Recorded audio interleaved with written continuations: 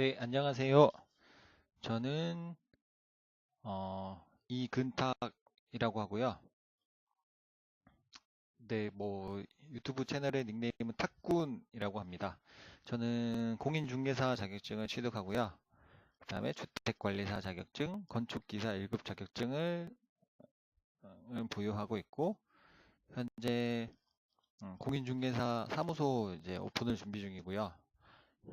또 작년 2016년에는 건축사 시험을 보려고 이제 예비 시험도 뭐 봤었고 예비 시험을 합격했고, 그다음에 지금은 현재는 감정평가사 시험을 준비하고 있는 어, 학생이라고 해야 될까요? 뭐 나이는 많지만 어쨌든 공부하는 학생입니다. 그래서 이제 부동산 쪽에 관심이 많아서요. 이런 각종 개발 계획이나 행정 계획 등에 대해서 저도 공부를 해야 할 것 같고, 그래서 이런 각종 정부의 개발 계획이나 행정 계획을 한번 읽어보는 시간을 갖도록 하겠습니다. 이게 자료가 굉장히 많은데요. 하루에 한 20페이지에서 30페이지씩 정도 어, 차근차근 한번 읽어나갈 생각입니다. 저도 공부하는 입장이라서 전문가가 아니라서 뭐 이렇다 저렇다 설명을 한다기보다는요. 그냥 여기 자료를 읽고 넘어가는 정도로 이렇게 한번 진행해 볼까 합니다. 뭐 저도 공부를 해야 하고, 혹시나 이런 정보에 대해서 관심이 많으신 분들은 시청하시면서 같이 자료를 읽으시면 부동산 현상이나 어, 경기 상황이나 이런 거를 파악하시기가 조금 도움이 되시지 않을까 해서 이렇게 한번 해보려고 합니다. 자, 시작하겠습니다. 가장 뭐 중심은 이제 국가 계획이 되겠고요. 그 다음에 이제 우리나라의 수도는 서울이니까요. 2030 서울 도시 기본 계획 이제 본 보고서부터 한번 읽어 나가는 시간을 갖도록 하겠습니다. 네, 시작하겠습니다.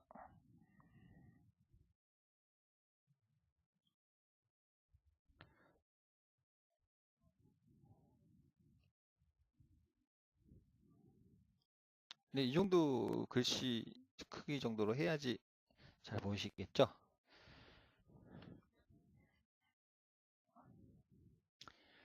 네, 2030 서울 도시 기본 계획을 발간하며, 아마도 서울시장님이 쓰신 글이 아닐까 생각이 됩니다. 한번 읽어보겠습니다. 서울은 2000년 역사를 가진 고도이며 대한민국을 대표하는 수도로서 지금까지 격동의 발전기를 겪어왔습니다.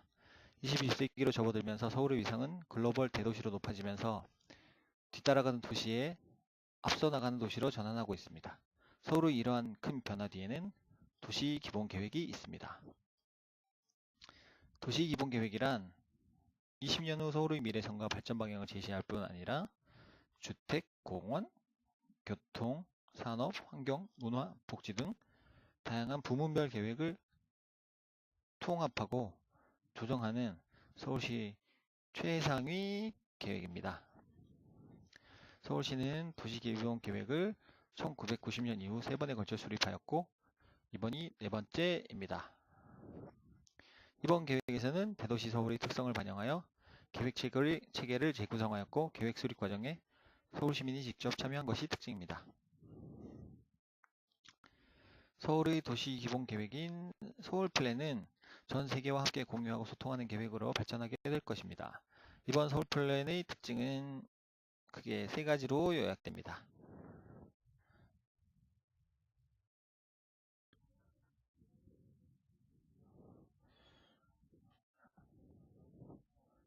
첫째, 시민이 주도가 된 계획이라는 점입니다. 서울의 주인인 시민이 직접 도시의 미래를 고민하고 토론하면서 설계하였습니다. 과거에는 전문가가 주도하여 미래상과 발전 방향을 제시하였다면, 이번에는 시민이 바라는 미래상이 나올 수 있도록 전문가 여러분이 시민의 도우미 역할을 기꺼이 해주셨습니다. 서울의 미래 예측과 도시 발전의 다양한 쟁점에 관하여 자료를 제공해주고 정리해주는 중간자 역할을 하면서 전문가의 새로운 역할을 제시한 계기가 되었습니다. 둘째, 네, 지금은 이제 서울 플랜의 특징을 얘기하고 있죠. 둘째, 많은 사람이 함께 공감대를 가지는 계획이라는 점입니다. 시민분들이 계획 수립 과정에 직접 참여하여 스스로 미래와 주요한 이슈를 설정하고 목표를 수립함으로써 서울 플랜의 지속 가능성이 높아졌습니다. 시장이 바뀌거나 정치적 여건이 변한다고 해서 쉽게 바뀔 계획이 아니라는 점입니다. 나아가 과거보다 예측 가능하고 투명한 계획 문화가 형성될 것이라는 믿음을 가지게 됩니다.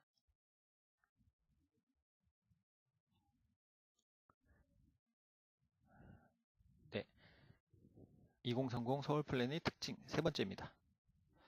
약속을 이행하고 책임을 지는 진정성을 가진 계획이라는 점입니다. 계획이 단순하게 청사진으로 끝나지 않게 하기 위해 실현성을 강화하였습니다. 이를 위하여 도시기본계획의 담당 부처인 도시계획국뿐만 아니라 기획조정실을 포함하여 서울시 전체 시의국 본부가 함께 참여하여 계획의 정합성과 실현 가능성을 제시하였습니다. 뿐만 아니라 서울 플랜이 원래의 취지대로 추진될 수 있도록 다양한 후속 계획을 추진할 예정입니다. 또한 계획의 추진 과정을 모니터링하면서 지속적으로 여건 변화에 유기적으로 대응할 체계를 마련한 것이 이번 서울 플랜의 특징입니다. 시민 참여형 서울 도시기본계획인 2030 서울 플랜은 서울시에서 처음으로 시도하는 아주 대단한 모험이었습니다. 초반에는 많은 우려도 있었고 일이 진행되면서 여러 번의 위기도 있었습니다. 그러나 계획 수립에 참여한 시민, 전문가, 시의회, 서울시 및 자치구 공무원, 서울연구원 등 모두가 함께 힘을 모아서 어려움을 극복하였습니다. 이번 계획을 통하여 무엇보다도 사람의 중요함, 함께 한다는 것, 공감하는 것의 소중함을 다시 한번 깨닫게 되었습니다. 2030 서울 플랜은 21세기 새로운 계획 문화를 시도하는 상징입니다. 거창한 의미를 담고 있지만 한편으로는 처음이어서 할 수 있는 시행착오와 수정하고 보완해야 할 부분도 많이 있을 것입니다. 지난 5년간 새로운 것을 시도하면서 겪었던 소중한 경험을 가지고 앞으로 더 나은 서울이 될 수 있다는 확신을 가지게 됩니다. 서울은 이제 소통과 배려를 통하여 시민이 행복한 도시로 발전하리라는 희망을 가지게 됩니다. 근본 2030 서울 플랜을 수립하기까지 많은 도움을 아끼지 않으신 시민, 서울시의회, 전문가, 서울시 및 자치구 관련 공무원, 서울연구원, 연구진과 관계자 여러분께 감사드립니다. 네, 2030 서울도시계획의 목차이고요. 목차는 지나가겠습니다.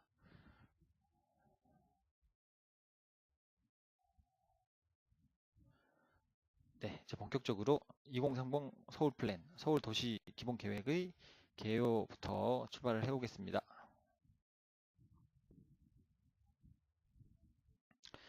네, 제1절 서울 플랜이란 2030 서울 플랜의 의미입니다. 네, 서울 플랜이란 국토의 계획 및 이용에 관한 법률에 근거한 도시 기본 계획을 대도시 서울의 특성에 맞게 재구성하여 시민과 함께 수립한 서울형 도시 기본 계획이라는 의미를 담은 서울 도시 기본 계획의 별칭을 말합니다. 네, 서울 플랜이란 서울 도시 기본 계획의 별칭입니다. 지금까지 도시 기본 계획은 서울 대도시만의 특성을 반영하기 어려운 제도적인 틀, 여건 변화에 대한 효과적인 대응의 한계, 부문 계획을 나열식으로 종합한 방대한 보고서 등의 쟁점이 제기되어 왔습니다. 최근 들어서는 시민을 비롯한 다양한 계획 주체가 실제로 계획에 참여하여 계획의 실효성을 제고하자는 요구가 커지고 있습니다. 서울시는 국토의 계획 및 이용에 관한 법률 및 도시기본계획 수립 지침, 네, 국토의 계획 및 이용에 관한 법률 및 도시기본계획 수립 지침의 틀 하에서 계획 수립 과정, 계획 내용, 계획 위상 등을 대도시 서울에 맞게 재구성하여 서울 플랜이라는 별칭하에 도시기본계획을 새롭게 수립하였습니다.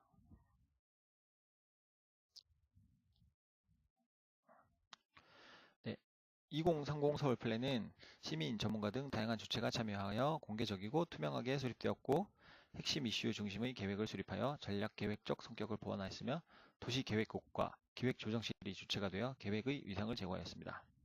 네, 여기서 도시기본계획의 의미에 대해서 한번 알아보겠습니다. 도시기본계획은 1981년 도시계획법의 개정에 의해 법정화되었으며 수립 목적은 토지의 이용 및 개발과 보존을 위한 국토관리의 지속 가능성을 담보하는 것입니다. 도시기본계획은 한정된 자원을 효율적이고 합리적으로 활용하여 주민의 삶의 질을 향상시키고 환경적으로 건전하고 지속한 발전을 위한 정책 방향을 제시하며 20년 후 도시가 발전해야 할 장기적인 틀을 제시하는 종합계획입니다. 도시기본계획은 토지 이용, 개발 및 보존에 관한 관련 하위 계획의 방향성을 제시하는 계획으로서 하위 계획인 도시관리계획과 타 법률에 의해 수립되는 부문별 계획이 도시기본계획과 일관성 있고 통일성 있게 수립될 수 있도록 지침적 역할을 하는 법정 최상위 계획의 위상을 가지고 있습니다. 네, 도시기본계획은 사회, 경제, 환경, 에너지, 교통, 기반시설, 문화, 복지 등 도시 전체의 다양한 분야를 포괄하는 종합계획으로서 계획 수립 과정에서 시민, 전문가, 행정가 등의 다양한 의견을 폭넓게 수렴하고 조정하는 절차적 정당성이 요구되는 계획입니다. 네, 2030 서울도시기본계획 계획의 범위입니다. 네, 시간적 범위는 기준 연도는 2010년이고요. 목표 연도는 2030년입니다. 네, 계획의 기준 연도는 2010년을 기준으로 하여 서울의 인구, 산업, 경제, 환경, 교통, 주택 등 부문별 현황을 파악하고 이를 바탕으로 공간 구조 및 토지 이용을 비롯한 분야별 목표와 전략을 수립하고 계획 지표를 설정합니다. 계획의 목표 연도는 수립 지침에 따라 계획 수립 시점으로부터 20년 후인 2030년으로 설정합니다. 네, 그래서 2030 도시기본계획이라는 명칭이 생긴 것 같습니다. 네, 공간적 범위입니다. 도시계획 구역 네, 605.96 제곱킬로미터입니다. 반올림해서 606 제곱킬로미터라고 하고요. 네, 이 제곱킬로미터는 미터로 환산을 하면 100만 제곱미터가 되겠습니다.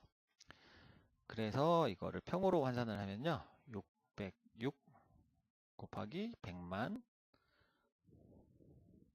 나누기 3.3을 하면은 606 곱하기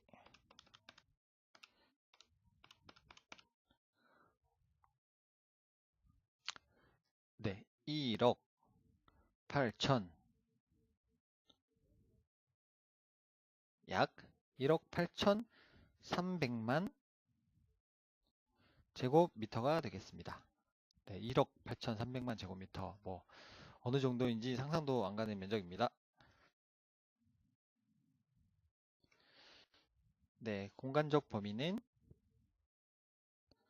서울시 행정구역과 일치하는 서울시 도시계획구역 전체로 하며 면적은 약 606 제곱킬로미터 1억 8,300만 제곱미터 아니지 평입니다. 평입니다. 네, 계획 과제를 도출하기 위한 현황 및 여건 분석과 공간구조 개편 구상에서는 서울과 주변의 수도권 지역을 포함한 서울 대도시권을 대상으로 합니다. 네, 2030 서울도시기본계획의 내용적 범위입니다. 첫째, 장기적인 관점에서 서울의 미래상 제시와 이를 실현하기 위한 계획 과제를 도출합니다. 둘째, 계획 과제를 수행하기 위해 핵심 이슈를 도출하고 이슈별 목표와 전략 등이 포함된 핵심 이슈별 계획을 수립합니다. 셋째, 미래상과 핵심 이슈별 계획을 공간적으로 실현하기 위한 공간구조 개편과 토지 이용 계획을 제시합니다. 넷째, 기본 계획의 내용을 구체화하고 지역의 균형 발전을 위하여 지역 특성이 반영된 생활권 계획의 권역별 구상을 제시합니다. 다섯째, 계획의 실현을 위하여 서울형 도시계획 체계, 상시 모니터링 체계, 시민 참여 및 거버넌스 체계 구축, 거버넌스?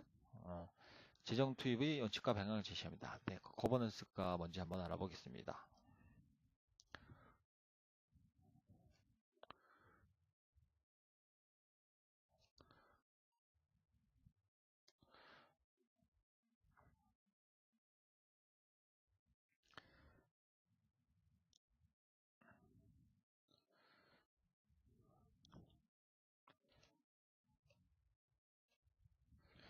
네, 거버넌스란 국가 경영 또는 공공 경영이라는 뜻인 것 같습니다. 네, 다시 돌아가겠습니다.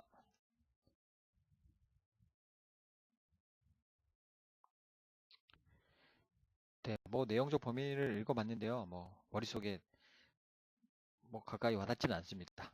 되게 어려운 말만 가득한 것 같습니다.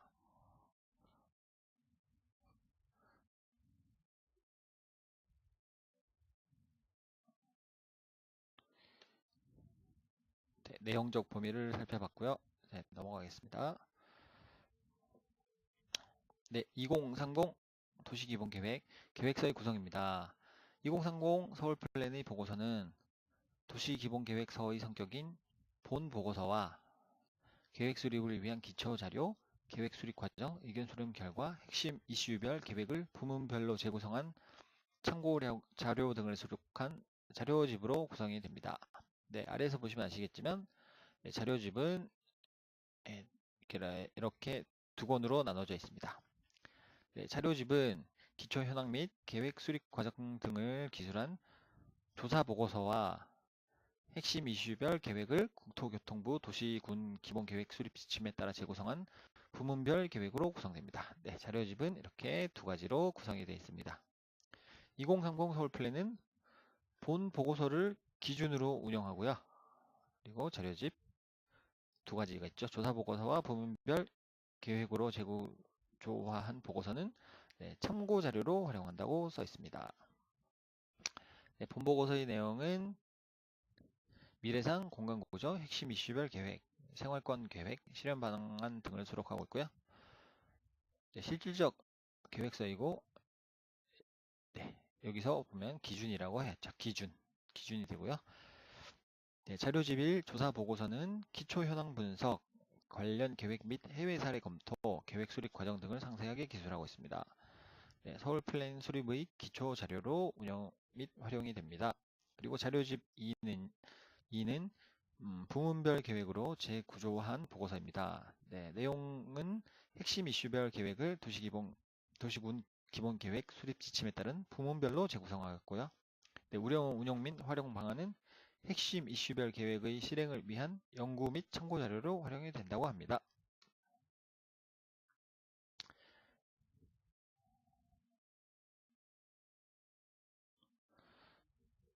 네, 2030 서울도시 기본계획, 네, 서울 플랜의 위상 및 역할에 대해서 살펴보겠습니다.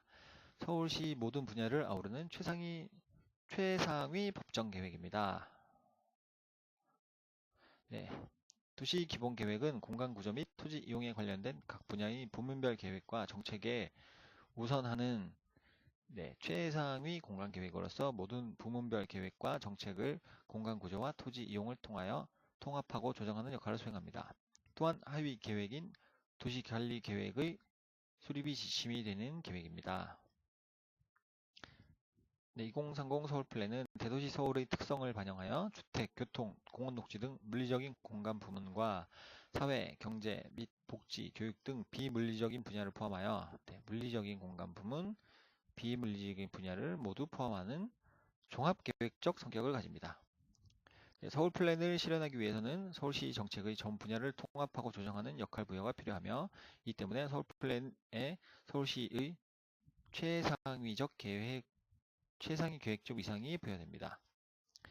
네, 서울 플랜은 다른 법률에 의한 토지 이용 개발 및 보전 계획의 기본이 되며 경제, 산업, 주택, 교통, 기반 시설, 환경, 에너지, 사회, 문화, 복지 등 부문별 법정 계획과 시정 운영 계획 등 서울시 모든 계획 수립 시 기본이 되고 방향성을 제시하는 역할을 수행합니다.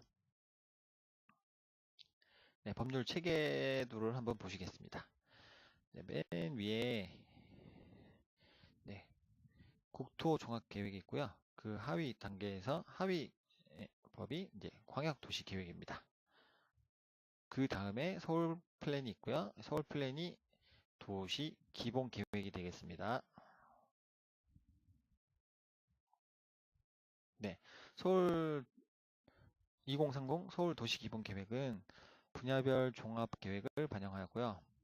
그래서 이제 이것이 개별 기본 계획에 반영이 되고, 네, 자세한 목록을 보면 교통정비 기본계획, 환경보전계획, 주택종합계획, 도시 및 주거환경 정비 기본계획, 공원녹지 기본계획 등이 반영이 되고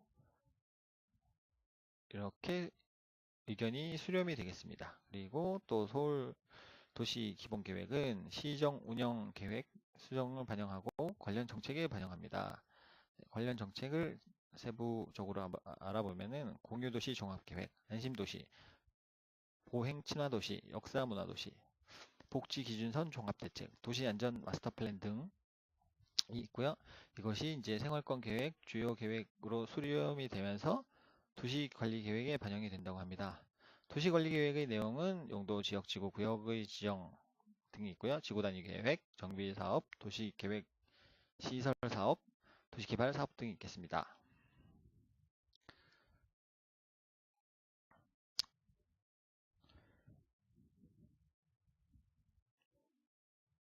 시간이 되면은 이렇게 주석에 달린 이런 법조문들도 한번 살펴보면 좋겠는데 지금은 그냥 이 서울 도시 기본 계획을 읽는 정도로만 넘어가고요. 나중에 시간이 되면은 이런 법 체계도 한번 살펴보도록 하겠습니다. 법조문을 직접 한번 보도록 하겠습니다. 보통 분들은 뭐 법학 전공이 아니시거나 법 쪽에 크게 관심이 없으신 분들은 이런 법조문을 찾기도 사실 쉽지가 않을 것 같고요. 법제처라는 사이트에 가시면은 각종 법률을 검색하시면 자세하게 법조문을 찾아보실 수가 있습니다. 나중에 시간이 되면 한번 보도록 하겠습니다. 네.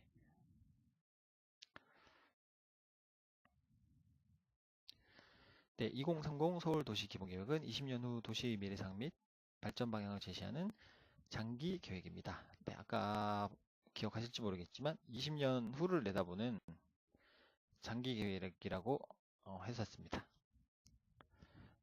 여기도 써져 있네요. 네, 읽어보겠습니다. 서울 플랜은 20년 후의 모습을 내다보고 서울의 시대상과 가치를 담은 미래상과 발전 방향의 기본 골격을 제시하는 장기 계획입니다. 네, 20년을 내다보고 하는 장기 계획이라는 말입니다. 네, 서울의 미래상과 발전 방향은 인구 구조, 사회, 경제적 여건, 기후 변화에 따른 토지 이용의 변화, 산업 구조, 주택 및 시가지 변화 등 주요 부문에 대한 기초 현황 분석과 대내외적 여건 변화를 고려하여 장기적인 관점에서 설정합니다. 아울러 변화하는 시대 여건을 고려하여 5년마다 서울 플랜 타당성 여부를 재검토하고 수정 보완하는 재정비 절차를 거쳐야 합니다. 이 5년이란 거는 국토의 계획 및 이용에 관한 법률에 제시가 되어 있는 법조문입니다.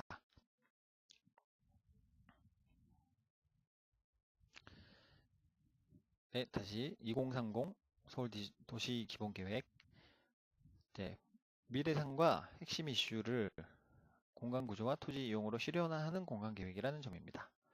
서울플랜은 도시의 미래상을 제시하고 이를 달성하기 위하여 전략적으로 설정한 핵심 이슈별 계획을 공간 차원에서 구체화하고 실현화하는 계획입니다. 따라서 서울플랜은 미래상과 핵심 이슈별 계획을 반영하는 도시 공간 구조 설정, 이와 연계된 토지 이용의 원칙과 방향 제시, 생활권 단위의 발전 방향 및 계획 과제 제시 등 공간 계획의 형태로 구체화되고 실현되는 특징을 가집니다.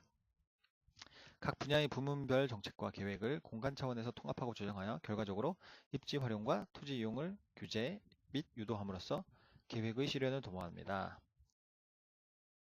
그리고 정책의 우선순위를 설정하여 자원의 효율성을 강조한 전략적 계획입니다. 저성장 기조의 지속, 재정 투입에 대한 수요 증가, 다양화되고 고도화되는 시민 요구에 등 공공정책 수요가 지속적으로 늘어나고 있습니다. 이렇게 늘어나는 정책 수요에 효과적으로 대응하고 한정된 자원을 효율적으로 투입하기 위하여 정책의 우선순위를 명확하게 하고 정책을 전략적으로 추진하는 것이 중요합니다. 서울플랜은 미래상을 실현하기 위하여 복수의 행정 분야를 융합하고 시민과 전문가의 참여와 합의 과정을 통하여 우선적으로 추진하여야 할 중심 전략을 설정합니다.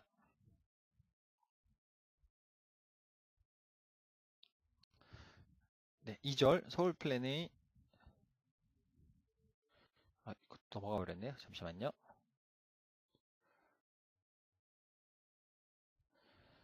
네, 2절 서울 플랜의 수립 배경입니다. 네, 2020년 서울 도시기본계획의 재정비 시기가 도래. 네, 국토의 계획 및 이용에 관한 법률 제23조. 도시기본계획의 정비에서는 특별시장, 광역시장, 시장, 군수는 5년마다 관할구역의 기본계획에 대해 그 타당성 여부를 전반적으로 재검토하여 정비해야 한다고 명시가 되어 있습니다. 네, 좀 전에 제가 말씀드린 거네요.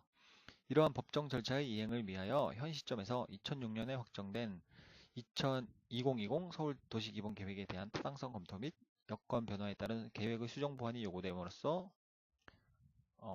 그래서 2030 서울도시기본계획이 다시 탄생한 것입니다.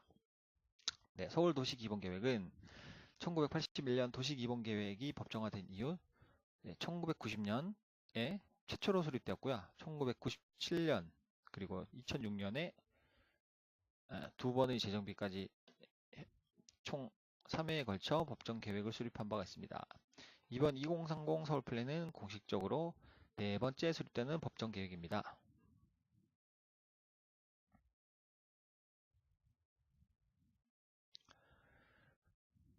네, 2000년 이후 서울 도시기본계획의 변천사입니다. 이런 계획들은 이미 지나간 거라 크게 의미가 없는 것 같고요. 바로 직전의 서울 도시기본계획을 한번 살펴보겠습니다. 네, 목표 연도는 2006년이고요. 수립 연도는 2006년이 되겠습니다. 네, 미래상은 자연과 인간, 역사와 첨단이 어우러진 세계 도시 서울을 꿈꾸는 미래상이 되겠습니다. 네, 계획 기조는 치유와 회복. 계획의 배경 및 주요 내용은 2011년 계획의 수정 보완, 2011년 계획을 수정 보완하였고요. IMF 이후 여건 변화 반영, 행정수도 이전 대응 청계천 복원 등 반영. GB는 그린벨트라고 해서 개발 제한 구역을 의미하는 뜻입니다.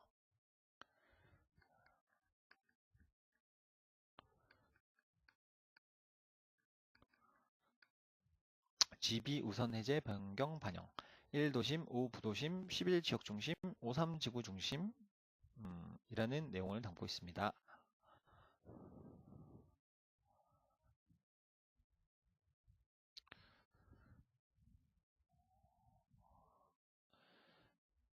네, 2030 서울도시기본계획은 도시기본계획 수립 권한의 지자체 이양 등 제도적 분화가 두드러지는 것 같습니다. 2009년 2월 국토의 계획 및 이용에 관한 법률 개정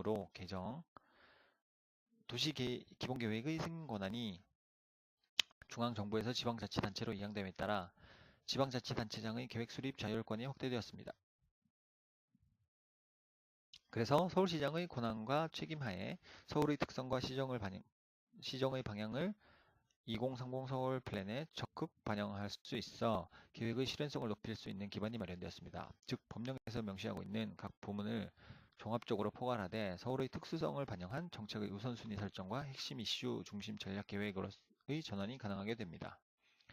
2030 서울 플랜은 계획 수립과 관련된 법 제도의 변화에 맞추어 서울시의 자율성과 독자성을 확보하고 시민의 다양한 요구에 대응할 수 있는 선제적인 계획 체계로 전면 개편하였습니다.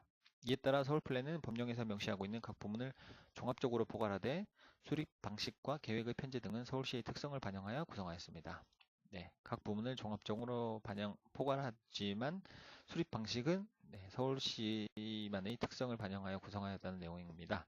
시민의 삶과 직결되는 핵심 이슈 중심의 전략 계획적 성격을 강화하고 시민이 이해하기 쉽게 계획서를 서술하였으며 자치구 및 수도권 도시와의 관계를 고려한 광역 거버넌스, 거버넌스라는 단어는 아까 살펴봤습니다. 네, 광역 거버넌스 한번 더 다시 볼까요? 저도 또 기억이 가물가물하네요. 거버넌스, 국가 경영 또는 공공 경영이라는 말입니다. 다시 살펴보겠습니다. 광역 거버넌스를 강조하여 대한민국의 수도이자 역사 문화 도시인 서울의 특성에 맞는 도시 기본 계획을 수립함.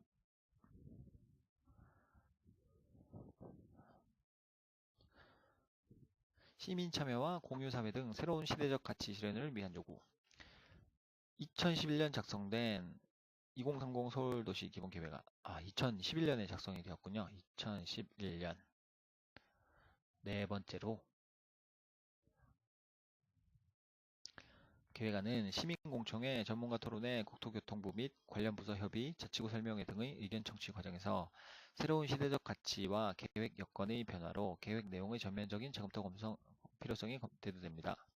주요하게 고려되어야 할 사항으로는 첫째, 행정과 전문가 위주에서 실질적인 시민 참여를 통한 민주적 절차를 강화하였고, 둘째, 공유, 혁신, 상생, 융복합 등 미래 가치를 강조하였고, 셋째, 인구 구조의 변화, 지역 특성을 고려한 도시재생, 생활 밀착형 도시 계획 등 계획 여건의 변화입니다. 2030 서울 플랜은 실질적인 시민 참여와 함께 다양한 분야의 전문가 및 서울시 모든 실국 본부의 참여를 통해 사람 중심의 새로운 사회적 요구를 반영하고자 하였습니다. 또한 도시공간의 물리적 계획뿐만 아니라 복지, 교육, 역사, 문화 등 시정 전 부문을 아우르는 서울시 최상위 계획으로서 위상을 가질 수 있도록 내용과 형식을 개편하였습니다.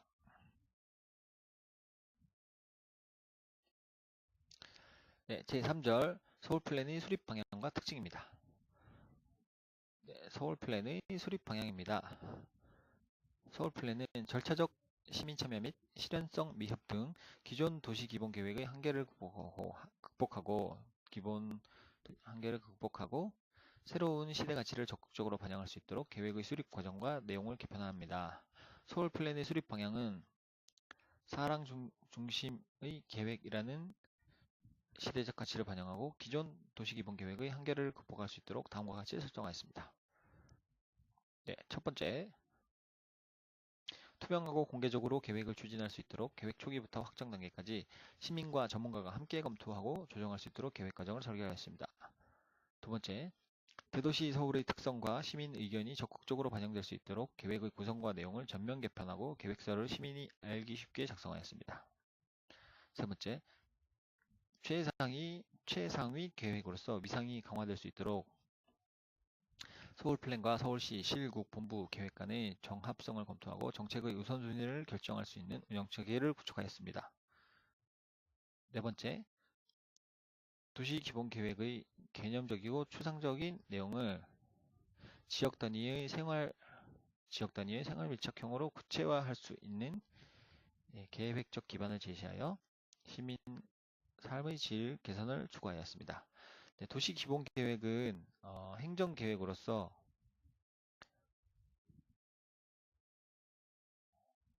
개념적이고 추상적인 계획입니다. 일반 시민들은 구속을 하지 않고요. 행정청만을 구속하는 계획이 되겠습니다.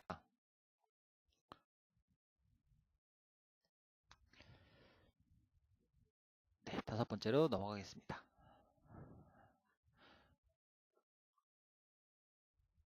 죄송합니다. 네, 다섯 번째로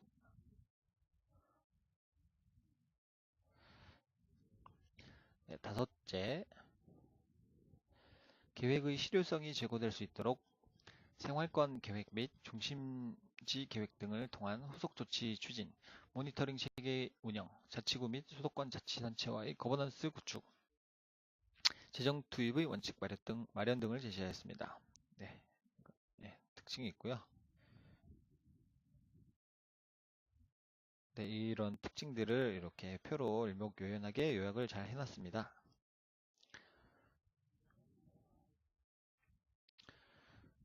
네, 2030 서울 플랜의 특징을 알아보겠습니다. 자세하게 위에서 본 내용인데 더 자세하게 설명을 하는 것 같습니다. 네, 계획 초기 단계부터 시민과 함께 수립하였습니다. 서울 플랜이 시민의 협의를 이끌어내기 위해서는 투명하고 공개적으로 수립되어야 합니다. 이를 위해 시민이 계획 초기부터 전 과정에 직접 참여하여 미래사항 및 계획 과제 등을 도출하고 핵심 이슈 계획 수립에 직접 참여하는 등 행정 전문가와 함께 계획을 수립하였습니다. 2030 서울 플랜은 시민 합의에 의한 미래 서울의 가치와 이슈별 원칙 및 기준을 제시함으로써 지속 가능한 발전을 위한 장기 비전 계획의 성격을 강화했습니다. 장기 비전 계획이죠. 네, 그리고 개념적이고 추상적 계획입니다. 일반인은 구속을 하지 않고요.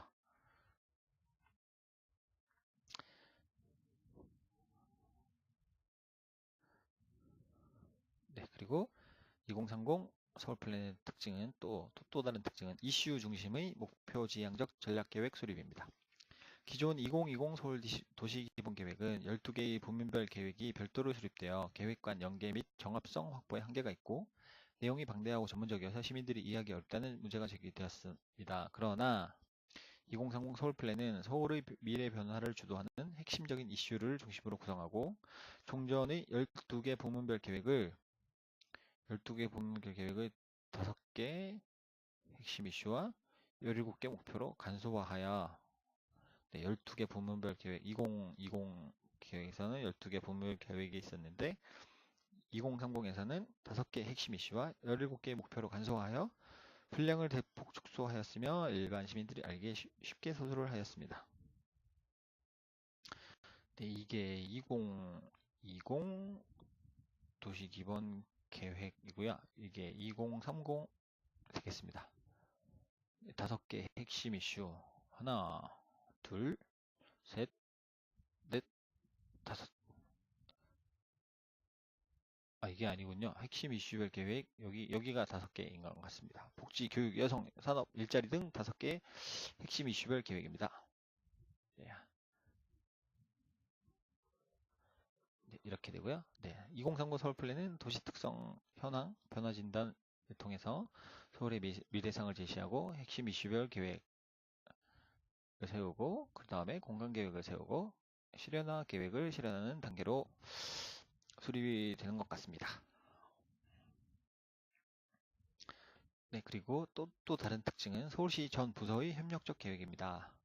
종전의 도시기본계획은 도시계획국 주도의 공간 물리적 계획 중심으로 수립되었으나 2030 서울 플랜은 공간 물리적 계획과 더불어 복지, 교육, 역사, 문화, 환경 등 비물리적 계획의 성격을 강화하고 계획의 전 과정에서 서울시 기획조정실과 도시계획국 주도로 네, 처음에는 2020은 도시계획국 주도였으나 2030은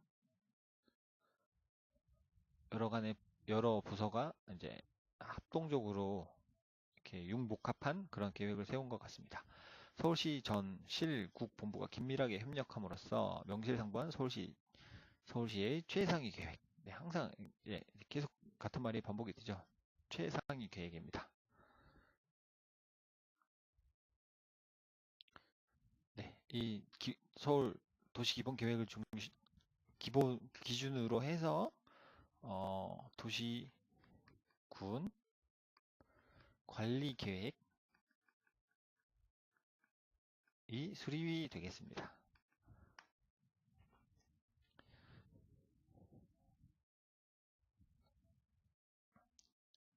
네, 그리고 또 특징입니다. 생활권 계획 역할 및 기능을 강화합니다. 그동안의 도시기본계획은 도시의 양적, 외형적 성장과 도시 경쟁력 강화 위주의 계획으로 시민이 체감하는 삶의 질 향상과는 다소 거리가 있었습니다. 또한 지역 균형 발전이 상당 기간 동안 시정의 핵심 과제였으나 지역 간 불균형과 격차는 여전히 존재하고 있습니다. 네, 기존의 계획에 대한 설명이고요. 그러나 변화된 2030 계획은 서울시 전체 차원의 계획부터 시민의 삶을 담는 계획까지 정교하고 일관된 100년 도시 계획 체계에 필요한 기반을 마련하고 지역 균형 발전을 도모하기 위해 공간 구조 개편과 생활권 계획의 역할 및 기능을 강화합니다.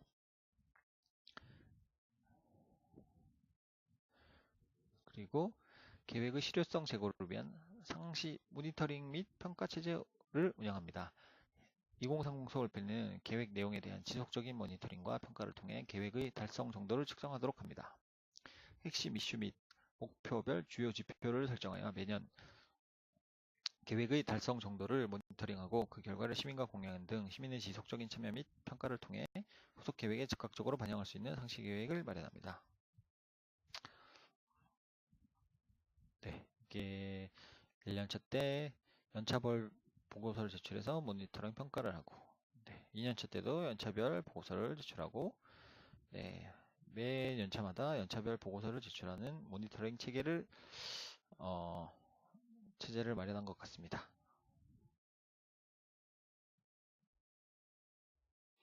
네, 제4절 서울 플랜의 수립 과정 및 추진 체계입니다. 1. 서울 플랜의 수립 과정. 2030 서울 도시 기본 계획은 2009년 1월에 착수되었고, 2009년 2월에 승인권이 서울시로 이양된 후 전략 계획의 성격을 강화하는 방안이 제시됩니다. 서울시는 제도적 변화에 대응하기 위하여 서울시 특성에 맞는 계획의 편제, 전략적 계획의 성격과 미상, 미래상에 관한 이슈 등을 계획 초기에 논의하였습니다. 2010년 5월에 서울시 전체 이슈와 자치구 요구사항을 파악하기 위하여 설문조사, 자치구 의견 수렴, 분야별 자문회의 등을 통하여 도시기본계획안을 작성합니다. 2010년 5월이네요.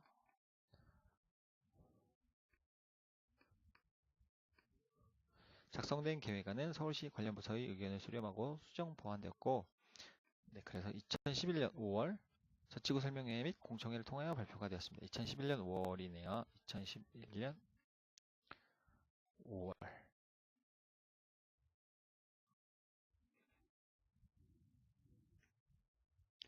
네, 2030 서울도시기본계획 수립 과정을 이렇게 표로 만들어서 쭉 제시를 해주고 있습니다.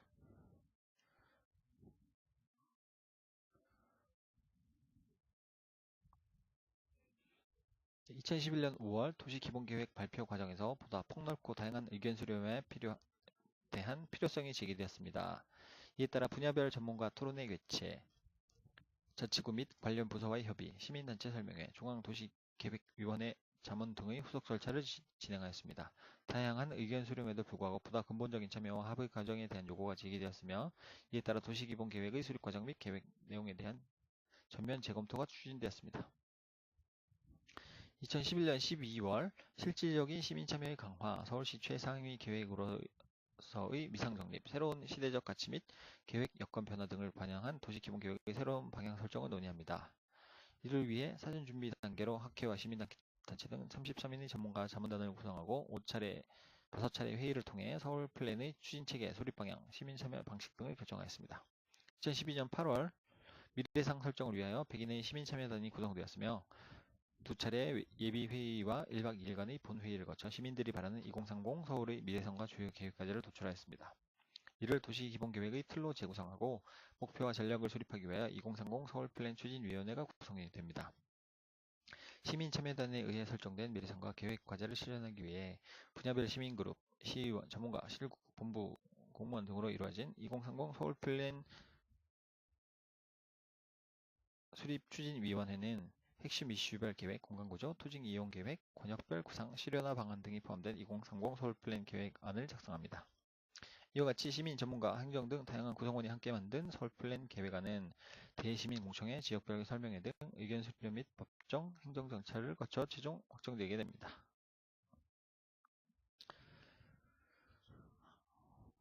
네, 사전 준비 단계이고요. 그 다음에 미래상과 계획과제, 계획안 작성, 공청회 설명회, 행정 절차 등을 통해 확정됩니다. 표로 이렇게 잘 요약을 해놓은 것 같습니다.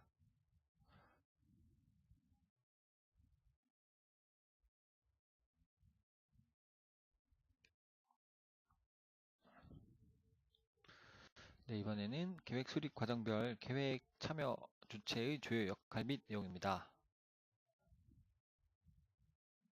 네, 이 부분은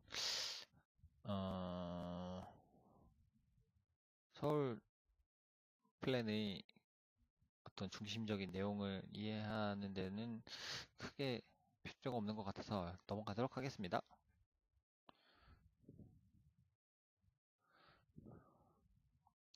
네, 서울 플랜의 추진 체계입니다.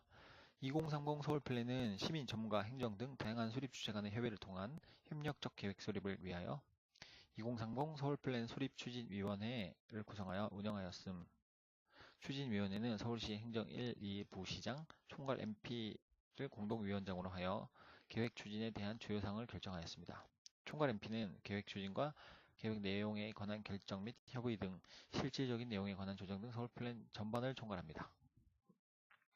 추진위원회는 미래상 설정을 위한 서울 플랜 시민 참여단과 핵심 이슈 계획 수립을 위한 분과별 추진위원회로 구성이 됩니다.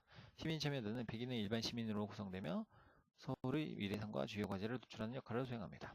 분과별 추진위원회는 시민 참여단이 제시한 계획 과제에 따라 5개 분과 총 108명으로 구성됨. 분과별로 전문가, 서울시 공무원, 시의원, 시민단체, 분야별 시민그룹, 서울연구원, 연구진 등 20여 명 내외로 구성되어 핵심 이슈별 목표와 전략을 제시합니다. 2030 서울플랜 수립추진위원회 조직도입니다.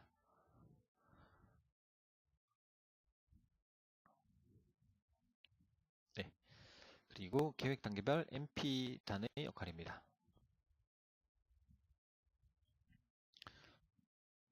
네, 뭐 총괄 MP도 있고 분과 MP도 있습니다. 네, 이제부터가 좀 중요한 내용이 될 것 같습니다. 시간이 조금 지났으니까 여기서 한번 끊어서 가고요. 네, 제 2장부터는 다음 편에서 계속 하도록 하겠습니다. 시청해 주셔서 감사합니다.